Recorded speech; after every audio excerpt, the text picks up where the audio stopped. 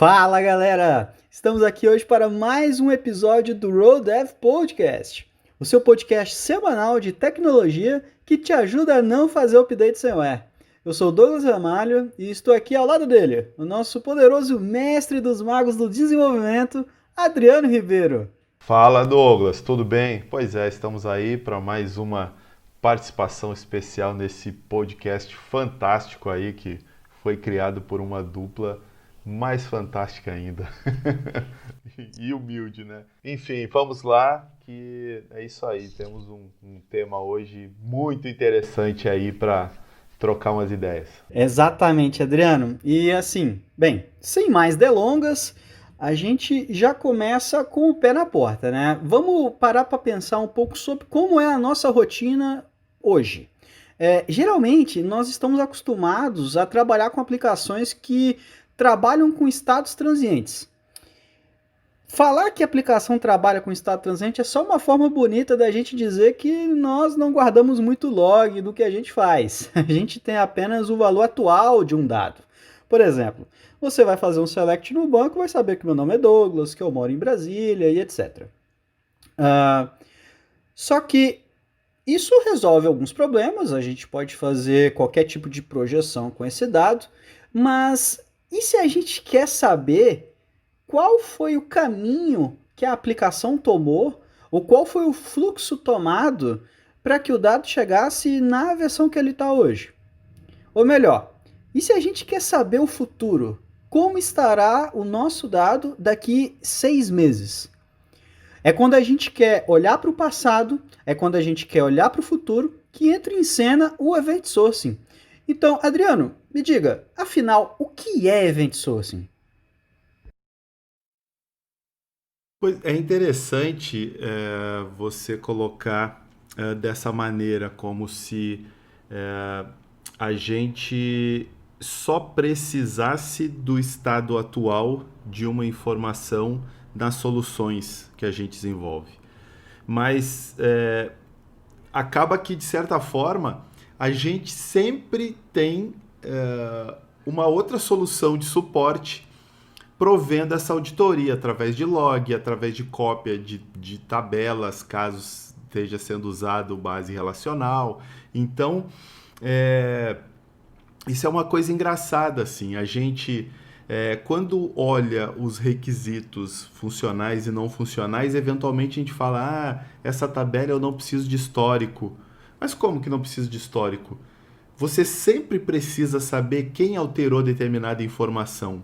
Você sempre precisa saber é, se aquela versão está atualizada ou se ela foi atualizada devidamente, né? Então, hoje, eu entendo que nós temos um problema. O Event Sourcing é uma maneira de resolver esse controle de modificação da informação, mas a gente trata de outra maneira, não com o Event Source, ou seja, a gente não trabalha a estrutura de armazenamento para suportar isso. Então, o É Event isso mesmo. Sourcing, pois é, então, e o Event Sourcing, ele é uma maneira de você armazenar os seus dados desde o momento que ele nasce, né? Então você cria uma espécie de uma série com todas as versões daquela informação.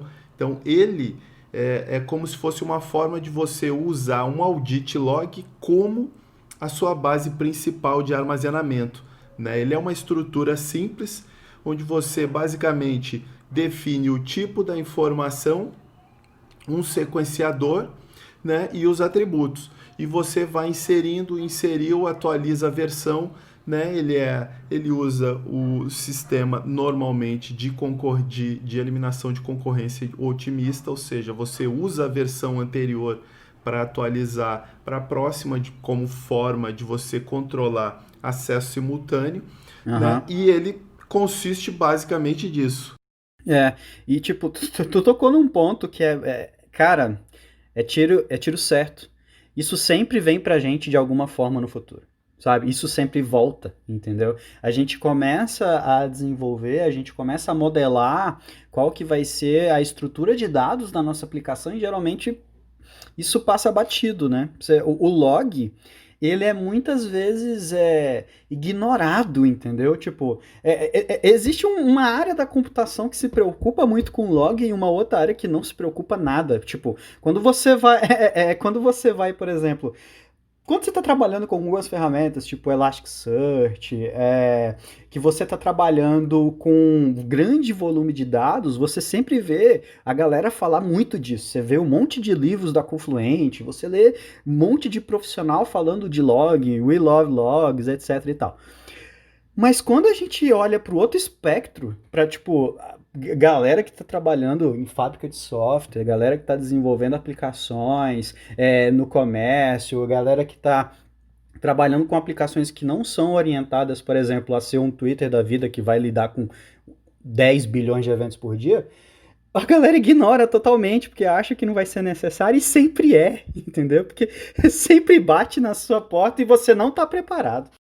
Pois é, isso é muito importante que tu está falando, essa separação assim. É como se soluções orientadas a eventos fossem desenvolvidas ou fosse, digamos, a melhor abordagem para você desenvolver sistemas para nuvem ou sistemas de processamento de grande volume de dados. Mas não é verdade. É. A gente já tem orientação a serviço e SOA, as implementações de referência, os sistemas de mensageria, a gente tem isso sendo usado no ambiente corporativo, mas as ferramentas convencionais de modelagem e de desenho desse tipo de solução para as empresas, ou seja, esses sistemas corporativos, a gente realmente ignora, assim, e como Ignora elas não dão total. suporte, aí fica difícil, né? Então a gente vai usar a transação do banco relacional, vai usar a transação distribuída, rollback, e cria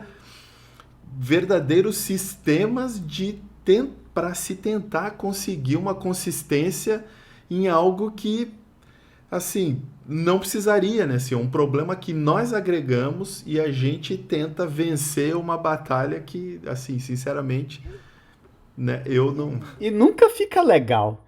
Porque não tem o como, que né? você vai acabar fazendo? Você vai acabar criando um monte de tabela de log que, tipo, é log alguma coisa, log histórico financeiro, log pessoa, log sei lá o quê. Você vai criar um monte de Exato, log de entidades, tu vai referenciar ali pelo ID, tá? E deu, entendeu? E aí, tipo, beleza, que informação que isso gera? Absolutamente nenhuma. Tipo, você vai exato, usar porque chegou uma demanda lá que a pessoa quer saber tudo que foi feito na aplicação. Então você não pode exato. editar vai ter que aparecer que você editou a empresa e vai ter que aparecer que você deletou a empresa. Poxa, assim, é muito supérfluo, é muito raso, né? E aí a gente, e é raso, é simples e mesmo assim dá um monte de problema pra gente depois.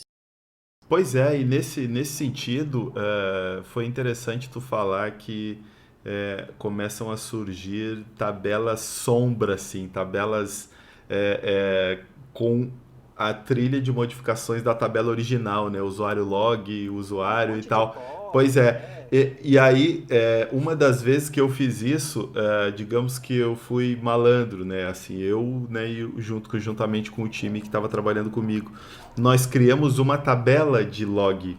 E aí nós tínhamos o tipo da tabela de origem, né? Então, isso era feito através de história de procedure e tal, a gente apresentava numa tela e não sei o quê. Mas a questão é que a gente usava a base relacional e o volume de dados era gigante, né? Então você imagina, tá, todas as aplicações alimentando uma estrutura que numa base que não é orientada à série temporal, ou seja, ela não consegue gerenciar dados antigos e novos de forma diferente, ou não consegue isolar, digamos, como o Elasticsearch faz, que te possibilita a criação de índice com base em tempo, ou como o Cassandra, que possibilita a criação de colunas e linhas automaticamente, de maneira que você pode controlar o crescimento horizontal e vertical das estruturas de dados armazenadas. Então, assim, ou seja, o volume de dados em determinado momento fica inviável de você resolver devido à quantidade de coisa que você está acumulando. Sem contar que quando você remove alguma coisa da tabela principal, você perde a evidência. Um monte de cópia, é. Sim, porque você só está olhando para o estado atual, porque o seu histórico é um Frankenstein, entendeu? Tipo, ele não tem uma estrutura de dados que foi pensada para ser evoluída conforme a aplicação evolui. Porque, porque se a gente parar para pensar, depois que a aplicação ela foi concebida, é claro, você sempre pode estar adicionando novas funcionalidades, mas geralmente essas novas funcionalidades vêm dentro dos contextos que já existiam. Você está adicionando coluna, na real. Você está adicionando coluna, você está eliminando coluna, você está agregando informação.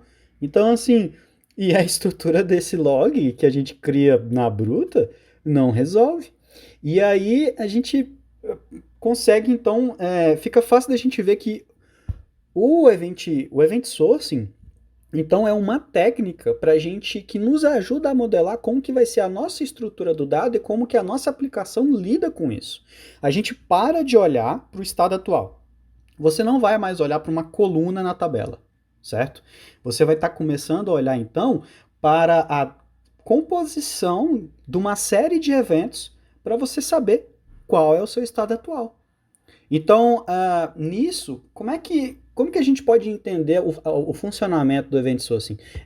Quando a gente começa a trabalhar com Event Sourcing, a gente tem que entender que ele funciona muito bem a partir de uma série de eventos, certo? Então, a gente tem a figura do evento, nós temos a figura do audit log, que você já comentou, que a gente pode chamar como se fosse o banco de dados, né? Um banco de eventos. Você tem algumas outras figuras, como snapshot, etc. Mas, na prática, como que funciona o event sourcing? Então, isso que tu falou, que nós temos o evento, né, ou uma série de eventos. Então é interessante que quando a gente, o evento, ele vai ser a evidência de uma operação, né? Ou seja,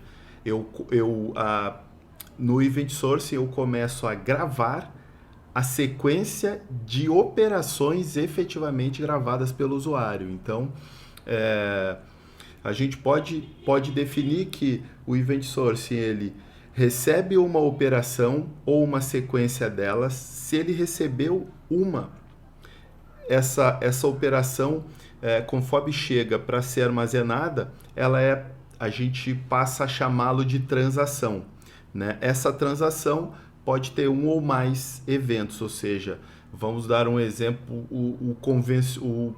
talvez o principal, pelo menos o primeiro exemplo que eu vi de Event Sourcing como camada de persistência, digamos assim, como um sequenciador de eventos ou transações.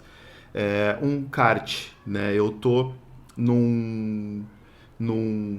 eu estou fazendo checkout num e-commerce, eu insiro um produto no carrinho, eu edito a quantidade do produto, eu mudo de ideia, removo aquele produto. Então, assim, aí eu executei 3 eventos.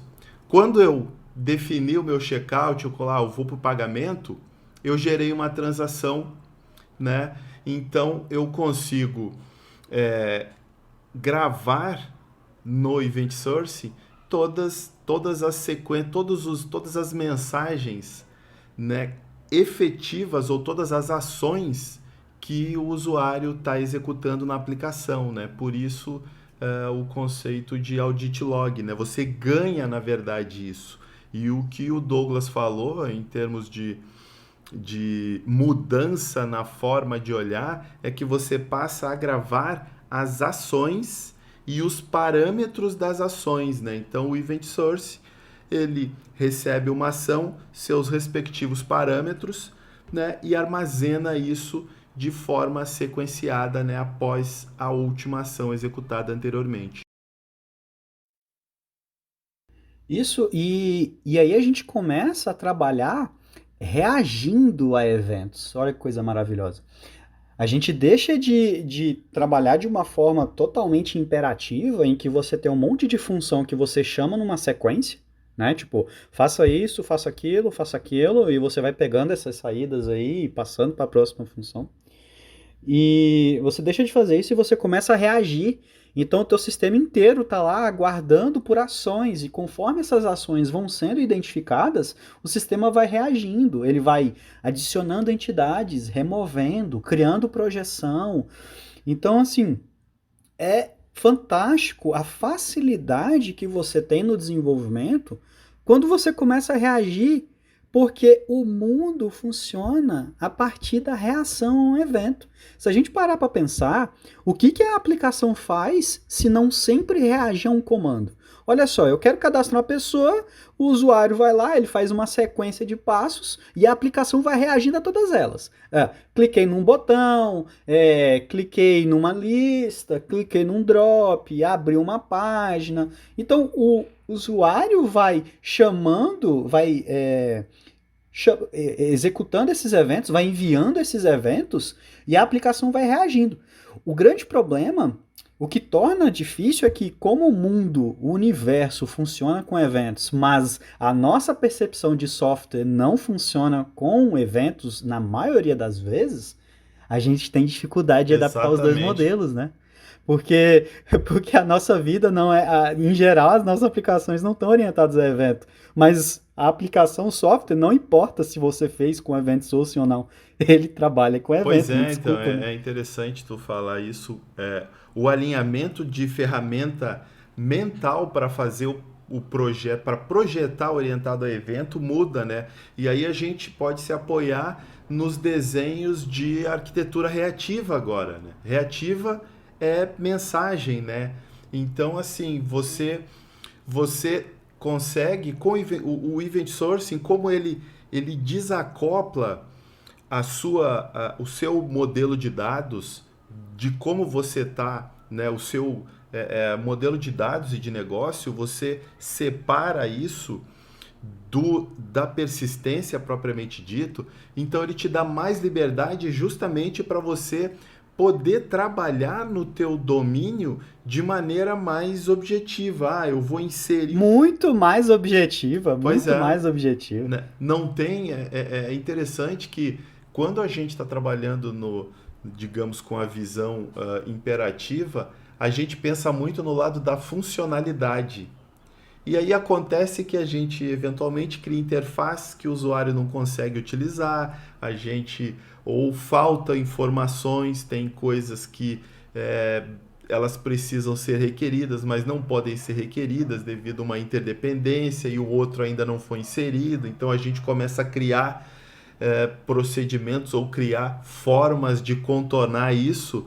No entanto, que se a gente projetar ou seguir os eventos da forma como o negócio gira, o negócio roda, né, ou o processo dentro do negócio é executado, fica muito mais transparente ali para a gente desenvolver isso, né, como software.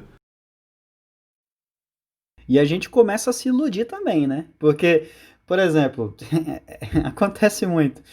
A gente vê assim, o pessoal, o rapazinho vai lá e fala, ai, vou usar requisições assíncronas, assíncronas, e aí o assíncrono, você pode compreender o assíncrono tanto do lado do servidor como do lado do cliente, não importa. Gente, se você bloqueia o cliente, se você bloqueia o usuário, não é assíncrono, não importa o keyword que você Exatamente. coloca ali, entendeu? Não importa se você usou uma requisição Ajax ou se o seu servidor ele trabalha com múltiplas threads e você está usando async await, no caso linguagens como, por exemplo, C Sharp, .NET Framework e tal. Então, assim, não importa o que você chama de assíncrono quando o seu usuário precisa esperar alguma coisa acontecer para ele fazer alguma coisa. Aquela telinha de loading que fica no meio, assim, falando, tipo, ô usuário, tu vai ficar parado esperando eu processar? Cara, isso não é reagir a nada, isso não é ser assíncrono, entendeu? Você tá Pois bloqueando o usuário, sabe? assíncrono e síncrono, ele tá ligado à característica do processo que você está desenvolvendo, né? Isso aí é uma outra coisa importante, porque se Event Sourcing, ele te possibilita lidar com transações de forma diferente, né, com dados, com operações atômicas, então e ao mesmo tempo ele te limita em termos do desenho de dados na estrutura de armazenamento, então você vai precisar de uma estrutura mais amigável para leitura, né? Então, e aí isso que tu falou, Sim, né, é é. de se ter de ter o conceito assíncrono ou de consistência eventual para que o usuário consiga fazer, né, o que ele precisa de forma síncrona, né, e a solução, né, de forma assíncrona faça a Sim, replicação concordo. ou faça tudo o que ela precisa para a coisa funcionar, né? Você tem que se tornar independente do que está acontecendo no seu desenho técnico, né? Ou na infraestrutura que você projetou. E é muito difícil fazer isso quando você não reage a evento, porque você tem um bloco de código inteiro que precisa ser executado. Você tem uma função que precisa ser executada do começo ao fim para você passar para a próxima, entendeu? Você não tem um streaming de eventos rolando que você está conectado com ele ouvindo o que te interessa. Então, tipo, é complicado. E aí a gente consegue fazer um outro paralelo, porque assim, o event sourcing ele se relaciona muito com outros padrões, né? Como tudo na vida, nada funciona sozinho. Nada funciona sozinho. Tudo tem algum nível de dependência. Até porque, por exemplo, como eu falo o Uncle Bob, se você não tem dependência, você não tem software, né? Então, assim, ele depende de alguns outros padrões, de algumas outras técnicas. E a gente bateu muito, por exemplo, em alguns conceitos chaves do CQRS, por exemplo. A gente pode dizer que existe CQRS sem event sourcing, mas não existe event sourcing sem o CQRS. É, justamente pelos pontos que a gente colocou, essa questão da divisão dos modelos de leitura e escrita. Tipo, o próprio e você, a partir dessa. Quando você divide os seus modelos em um modelo de leitura e um modelo de escrita, você automaticamente também está falando de consistência eventual. Né? Então, assim, como que. Como que o Event Sourcing ele acaba atuando para a gente como um Persistent Storage, por exemplo, e como que ele se relaciona com essas outras Pois é, é tecnologias? interessante a gente tratar o Event Source como um padrão de se fazer alguma coisa, né? Não como Sim, isso é tecnologia. muito importante ficar bem claro. Event Sourcing não é uma ferramenta. Não é tipo o Kafka, que você vai lá, baixa e instala. Ou então o RabbitMQ.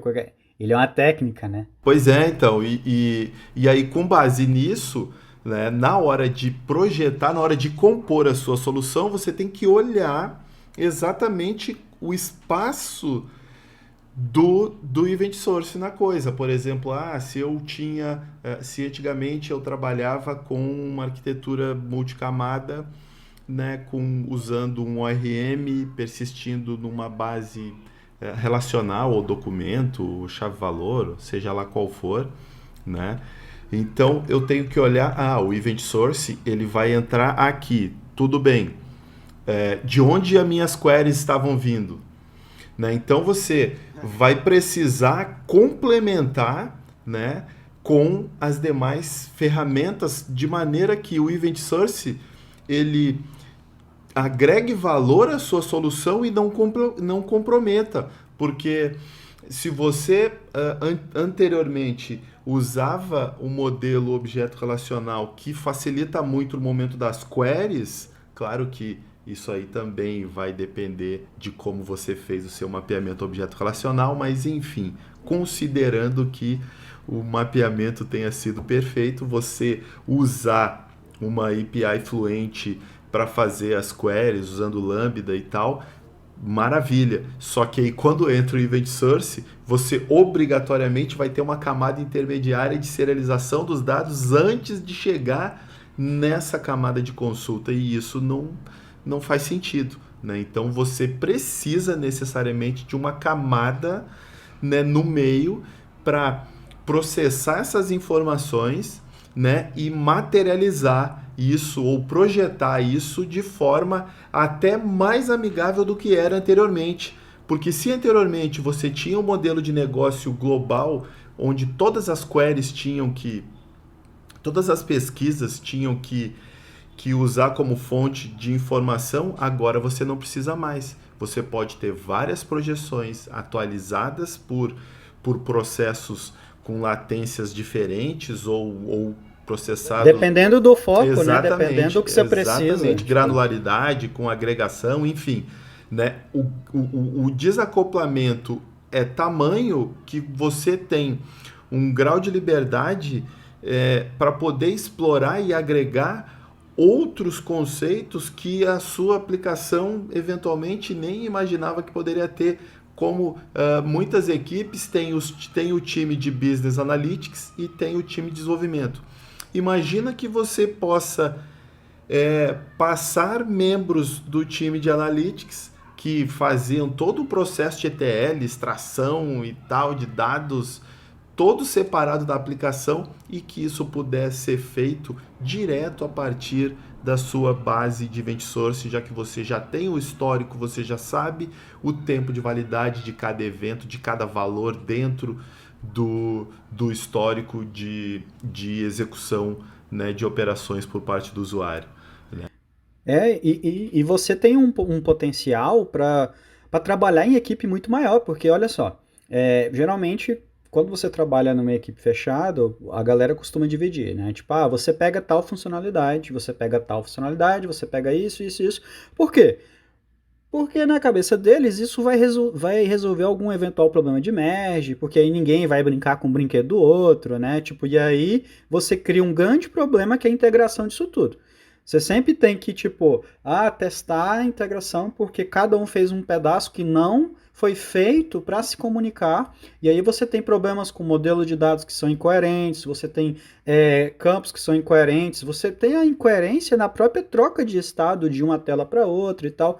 Porque você não pensou em trabalhar de uma forma colaborativa. Claro que existem outras ferramentas, essa não é a única, mas quando você começa a trabalhar com evento e reagindo a ele, você também abre um leque de que, olha, eu estou criando um produto. Todos os interessados na criação de algum produto, toma aqui o evento. Então todo mundo vai começar a reagir.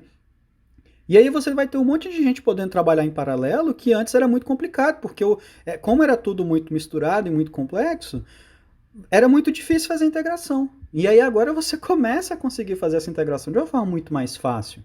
Então, assim, a gente pode pegar para poder, assim, quando nós estamos falando de event sourcing, a gente comentou que nós dividimos os modelos de leitura e de escrita. E que a gente comentou muito forte por causa da referência, da influência do CQRS dentro do event sourcing. E isso adiciona complexidade. E isso afasta as pessoas. Porque, olha, no modelo tradicional, vamos pensar numa aplicação, num crudezinho daquele que você faz num sábado de chuva, entendeu? Tipo, você tem um cadastro, você pega aqueles dados, você gera uma entidade, você salva no banco. Você vai listar aquela entidade? Então você vai naquela mesma tabela do banco, pega, monta aquilo com o ARM e pluf, tá lá a listagenzinha feita do cadastro que você fez. Pô, legal, isso é muito simples e é assim que muita gente constrói software há muitos anos e dá certo de certo ponto. A gente tem aí 50 anos de história de software para poder falar que isso dá certo. Só que, quando a gente começa a trabalhar com dois modelos, a gente não tem essa leitura fácil. Tipo, eu não posso chegar lá e dar um listar na tabela de eventos e esperar obter todas as pessoas disso. Eu tenho que criar o meu modelo de leitura, que vai estar reagindo às alterações que ocorrem no banco e construindo as projeções para mim. Então, eu não vou ter essa mesma tabela em que eu insiro coisa lá e que eu vou buscar dados lá para poder fazer colocar numa tela. Eu vou ter um modelo de escrita que está persistindo eventos para a gente conseguir, a partir disso, extrair o estado atual. E eu tenho um modelo de leitura que vai estar reagindo a esses eventos, e por isso que a consistência é eventual. Ela não acontece no momento em que você efetivamente... no momento em que você performa uma ação, pode levar, e pode ser microsegundos, milissegundos, segundos, minutos ou horas.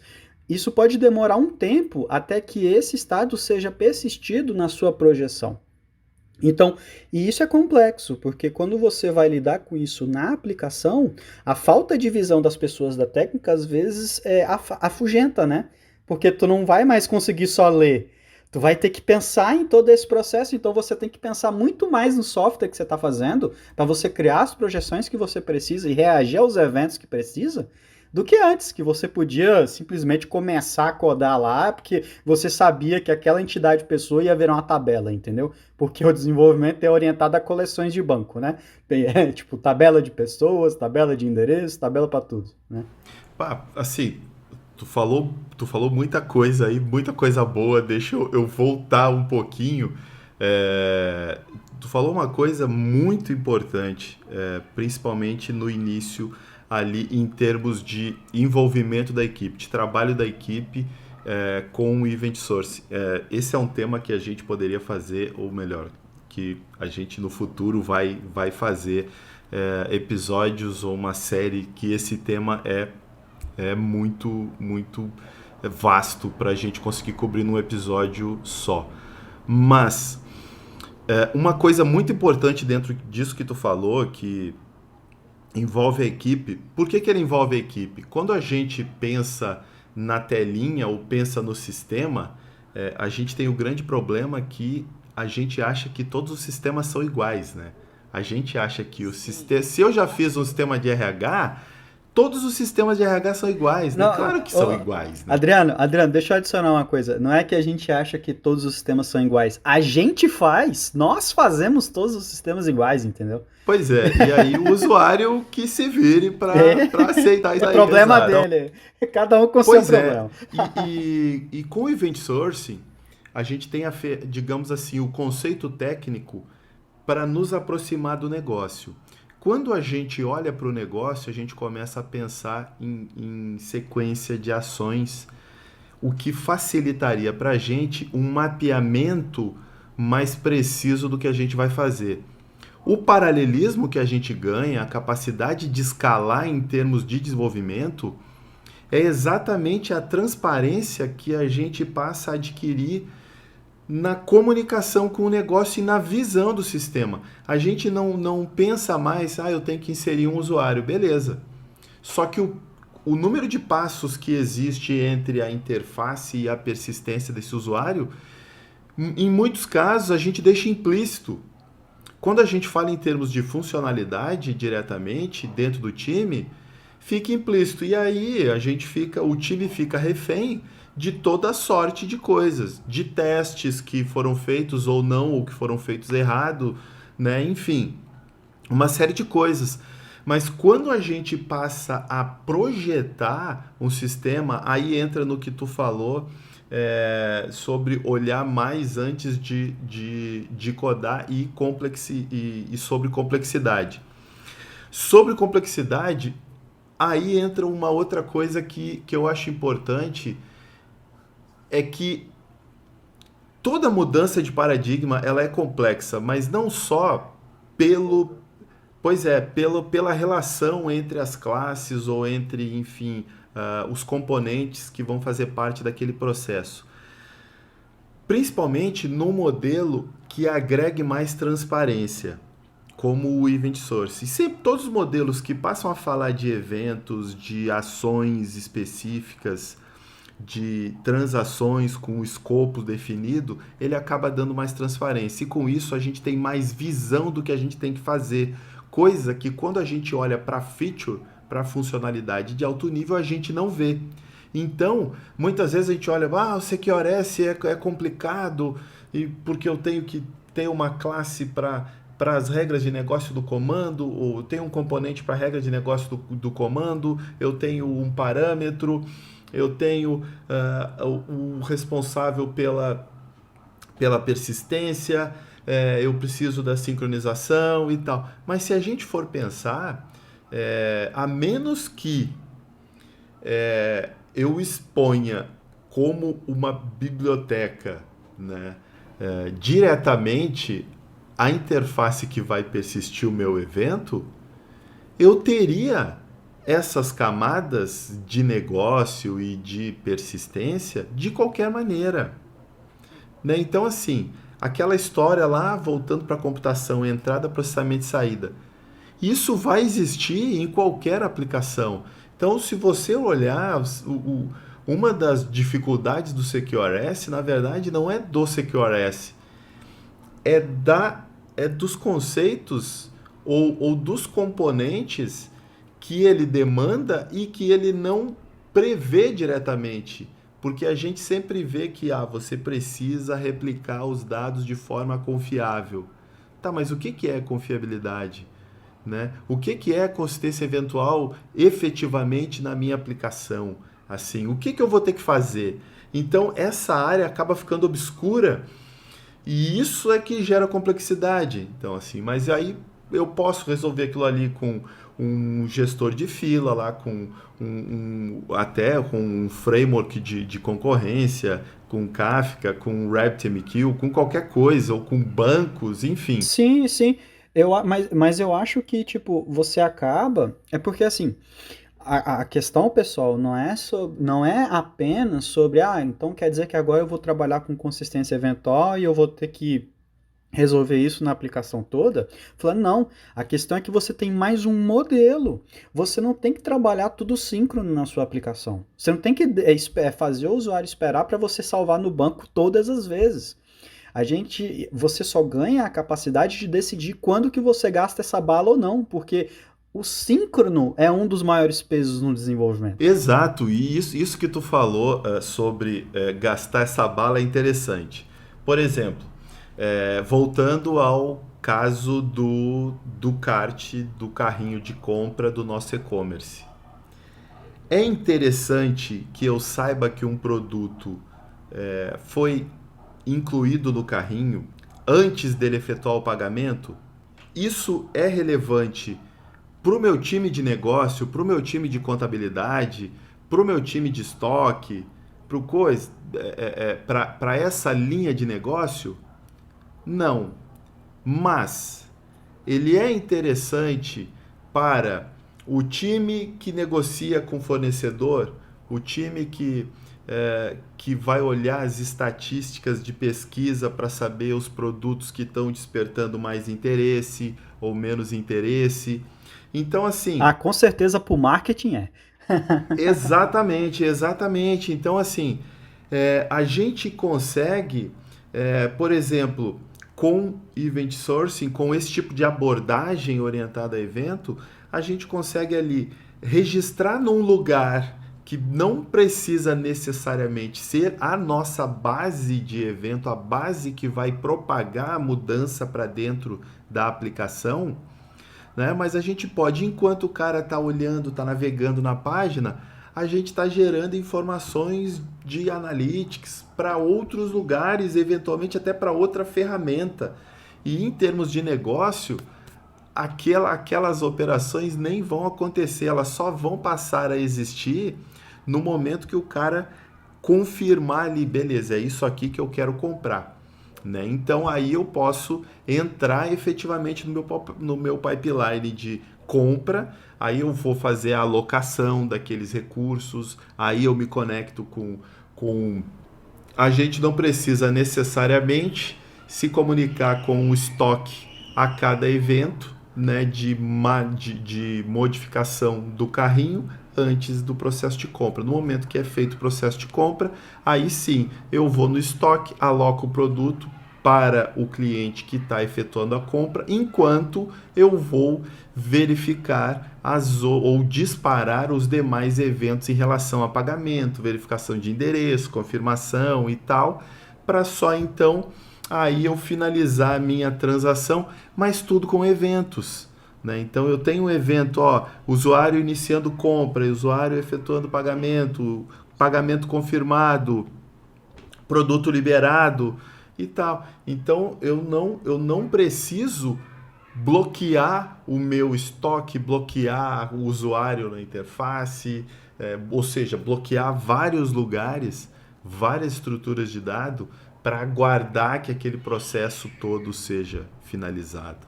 Né? Isso não faz sentido. Então o Event Sourcing ele acaba te dando um suporte melhor para que você lide com essas interdependências aí de mensagens dentro de uma mesma transação. Isso. E se você for pensar no modelo do banco, Ele fica absurdamente mais simples. Porque, por exemplo, você pega aí, pode pegar qualquer sistema, pessoal, que você tiver aí, 50 tabelas, 60 tabelas. Cara, no Event Sourcing, qual é a estrutura de dados que a gente trabalha no modelo de escrita? Você tem lá, claro, podem ser várias tabelas, porque você pode personalizar, mas basicamente, no mais básico, na mais básica implementação possível de Event Sourcing, você pode ter uma tabela que é composta por, tipo, uma chave, que pode ser um guide, um ID, pode ser uma chave composta, não importa. Você tem lá o seu ID, que é o ID root da entidade que você está lidando. Você tem o tipo da entidade, pode ser pessoa, venda, negócio, não importa. Você tem o ID, você tem o tipo, você tem a versão você tem a versão do streaming e você tem os eventos. Então, olha só, com 4 campos, na implementação mais simples, você tem toda uma aplicação, entendeu? Você não precisa de mais que isso. Eu estou falando do modelo de escrita. Claro que o modelo de leitura pode ser absurdamente mais complexo, cada aplicação tem a sua necessidade, então existem aplicações que vão precisar de estruturas diversas. Eu não estou entrando nesse mérito. Eu estou falando que no básico, no grosso, é isso que você vai ter muitas vezes. Entendeu? E isso é muito mais Pois simples. é, e em termos de estratégia de negócio, só para complementar isso que tu tá falando, tendo esse modelo de escrita, você pode alimentar bases dimensionais, você pode alimentar bases para analytics e você vai alimentar também as suas projeções de negócio, ou seja, você fica totalmente independente, né, da de como essas informações vão ser apresentadas, né, ou vão ser trabalhadas. Sim, tipo, tá, olha, a gente tem event sourcing, banco de dados relacionais ou não relacionais, os dois utilizam o conceito de event sourcing, os dois. Lá a gente pode até salvar, persistir no banco o nosso dado, a nossa linha, mas por baixo dos panos, tanto o Oracle como o SQL Server, Mongo, Elastic, todos eles estão disparando eventos de atualização pro, aí existem outros algoritmos, né? Você tem também a figura do wall e tal, mas a questão é que bancos de dados utilizam event sourcing. Você tem Kafka utiliza event sourcing. Você tem grandes players, grandes frameworks utilizando event sourcing. Veja, jQuery lá no tempo do Ronca, o próprio os próprios frameworks web, muitos deles, você acaba utilizando event sourcing e transformando isso em dado transiente depois, porque você tem React, você tem Angular, você tem o Meteor, todos eles trabalhando com eventos, a gente trabalhando com eventos, mas por que então que a gente não fala de event sourcing, Adriano? Se isso está em quase tudo de ferramenta que a gente utiliza. É exatamente por causa disso, porque ele já está embutido. E muitos dos que buscam desempenho, dos que buscam maior eficiência, eles procuram embutir o Event Sourcing como padrão. Né? Quando o Greg apresentou essa abordagem do Event Sourcing como camada de persistência, foi que ele trouxe, digamos, isso para a luz, assim, digamos, ó, ele deu o foco a gente, né? Eventos podem ser o seu banco. Ué, mas como assim pode ser o meu banco e tal?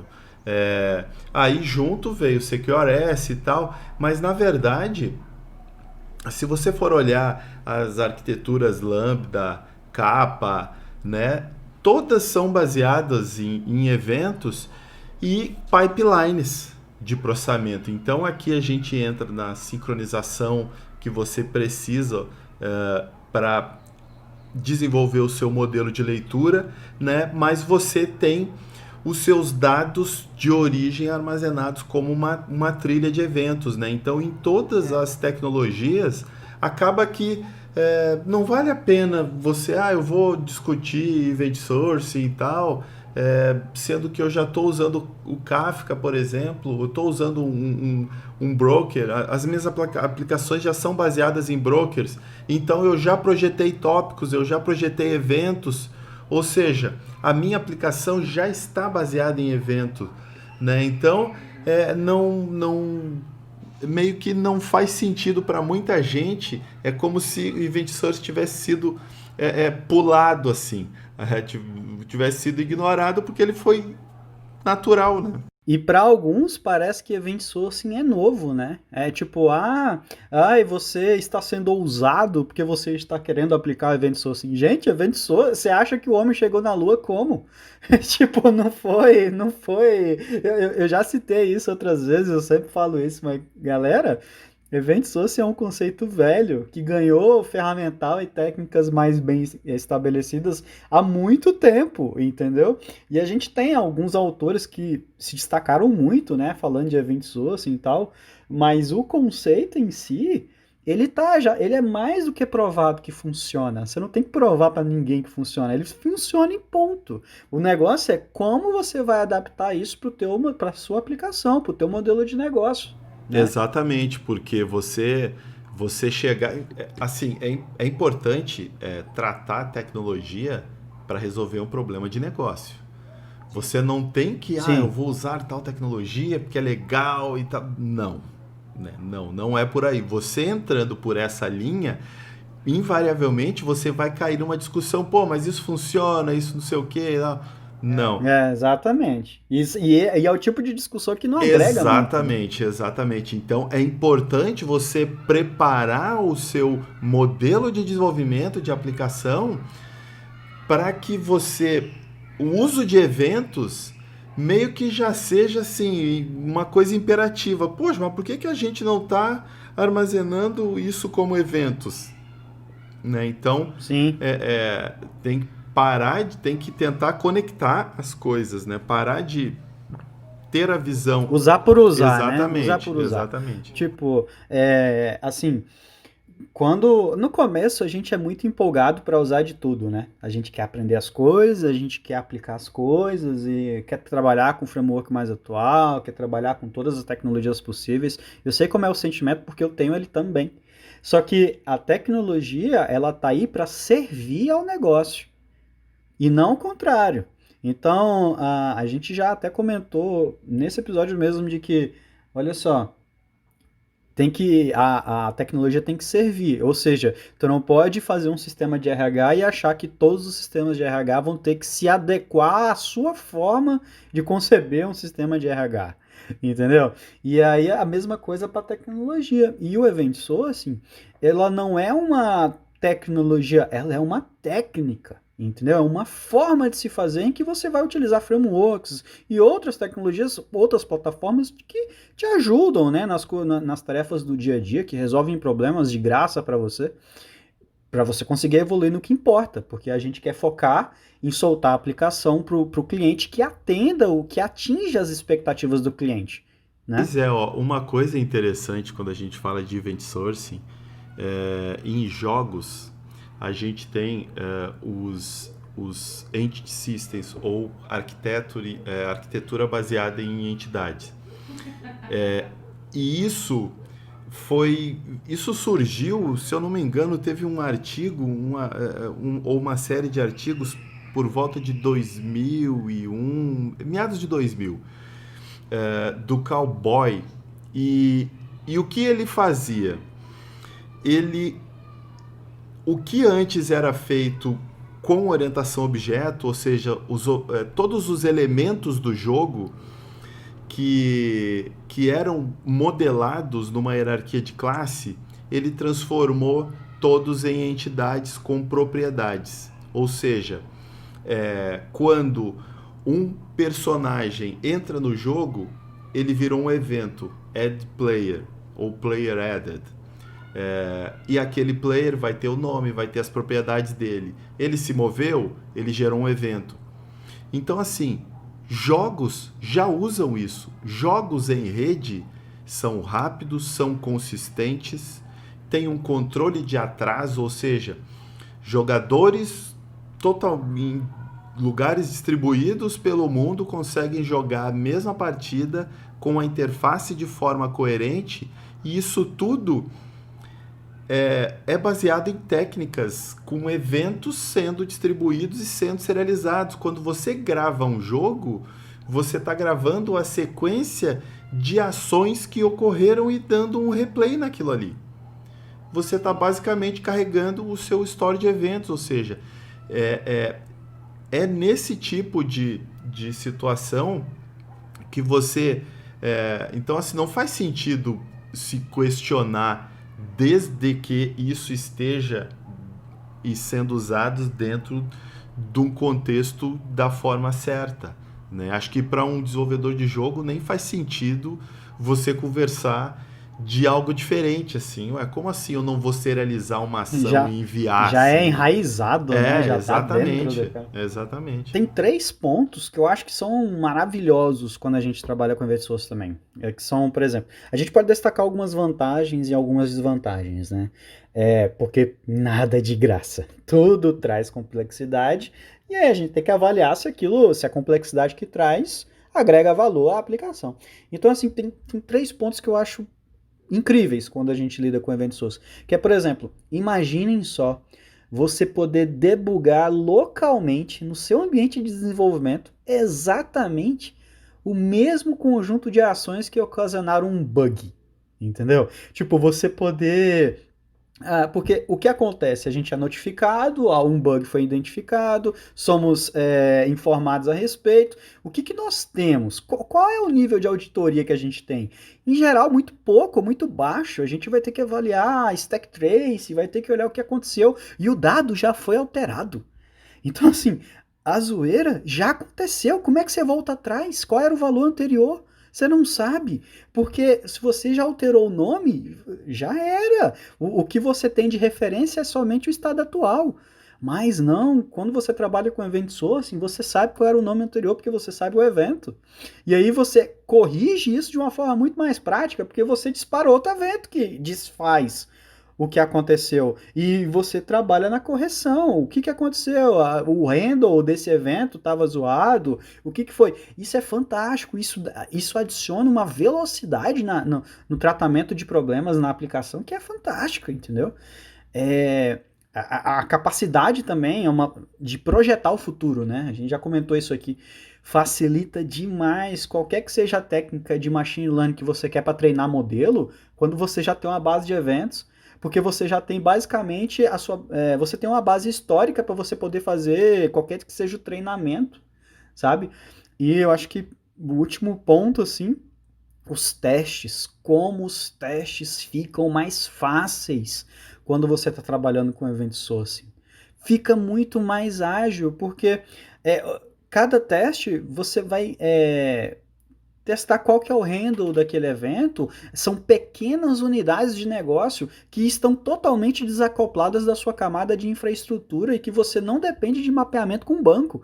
É fantástico. Exatamente. E, bom, tu falou de coisas dessas que eu considero que são assim as principais. E em termos de eficiência, uma que eu acho interessante, e tu falou sobre o evento para desfazer, né? Ou seja, você pode modelar os seus eventos de forma diferente sem necessariamente mudar as validações que ocorrem desses eventos. Então, assim, você pode ter uma sequência de Sim. ações mais eficientes dentro do seu processo, né? Então, E disparar outros eventos a exato, partir de um. exato. Tipo, você vai literalmente.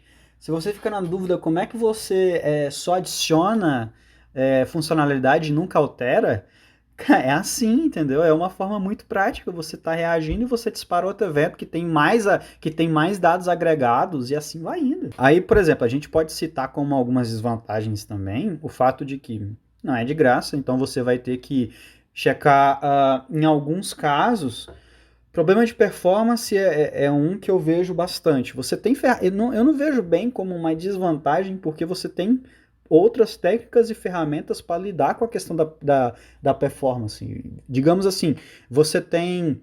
Vamos nivelar aqui. O que vocês acreditam que seja muito dado ou muito evento? 100 eventos, por exemplo, a serem armazenados? 1000, 1 milhão, 1 bilhão? Então, assim, para você ter um gargalo no desempenho, você precisa de um volume de dados muito grande. Mas mesmo assim, você consegue mitigar isso com o uso de snapshots, você consegue criar algumas aplicações de suporte para poder já estar criando projeções para você em background. Então, assim, você tem todo um leque de outras técnicas que te ajudam com isso e que não é um problema que te impacta. E também o fato de que você muda muito o mindset, né? É muito Pois é, diferente. isso que eu ia falar, assim, foi bem interessante tu falar, realmente o mindset é ampliado, existem muitas técnicas para se trabalhar com eventos, por exemplo, um dos problemas que é muito importante ser considerado é a serialização de eventos, ou seja, Sim, você atualiza um evento, incluindo uma nova propriedade, só que eventualmente nem toda aplicação precisa ser atualizada. Então você precisa projetar estratégias para trabalhar com versões diferentes do evento, né? Então tem padrões, o livro Events Processing Action da Manning, que é muito bom, ele tem diversos padrões sobre o desenvolvimento de aplicações orientadas a evento, e esses padrões são cobertos.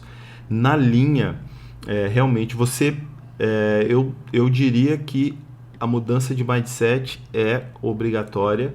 Não tente encaixar eventos dentro da sua estrutura atual sem esperar algum impacto. Isso que o Douglas falou em termos de volume, realmente, como você reduz o número de estruturas horizontalmente, ou seja, estruturas diferentes, você aumenta o tamanho vertical delas. Então, a sua base ou a sua estrutura de armazenamento, ela vai ter que ser escalável, né? Ou ela vai ter que suportar o armazenamento de um grande volume de dados, né? Então você vai precisar de algo que consiga trabalhar com a temporalidade, né? Seja como bancos que a gente já citou, Cassandra, Elastic, né? Ou você vai ter que fragmentar, né, a sua inserção dos eventos com base numa estratégia, mas isso vai,